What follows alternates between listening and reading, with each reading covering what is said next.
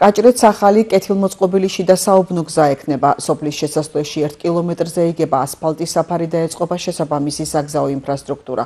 სამუშაოები რეგიონში განსახორციელებელი პროექტების ფონდიდან ფინანსდება. კახეთის მხარეში სახელმწიფო რწმუნებული გიორგი ალადაშვილი და გურჯაანის მუნიციპალიტეტის მერი გიორგი მაჭავარიანი სამუშაოებს ადგილზე გაეცნენ. ამ დროისთვის გურჯაანის მუნიციპალიტეტის მასშტაბით საგზაო ინფრასტრუქტურის მოწესრიგების მიზნით 10 პროექტი მიმდინარეობს.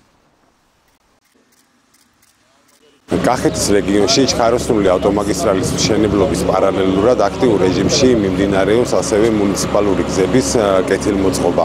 გურჯაანის მუნიციპალიტეტში ადგილზე გავიცანით სოფელ კაჭრეთის ერთ-ერთი ცენტრალური გზის მოასფალტების სამუშაოებს. აღსანიშნავია, რომ აღნიშნული ქუჩით სარგებლობდა დაახლოებით 6000-მდე მოქალაქე და მათთვის ძალიან მნიშვნელოვანი იყო აღნიშნული გზის მოასფალტება, მოპირკეთების სამუშაოები. ხსენებული პროექტის ფარგლებში მოიწყო 1 კილომეტრამდე ასფალტის საფარიანი გზა, ასევე მოწესრიგდა სანიაღორი სისტემები. გურჯაანის მუნიციპალიტეტში საგზაო ინფრასტრუქტურის მოწესრიგება აქტიურ ფაზაშია.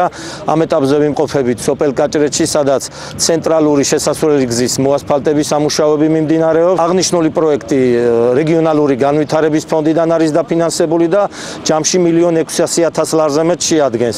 მინდა გითხრათ, რომ გურჯაანში ამ მომენტისთვის 10-ზე მეტი ქუჩის სარეაბილიტაციო სამუშაოები მიმდინარეობს.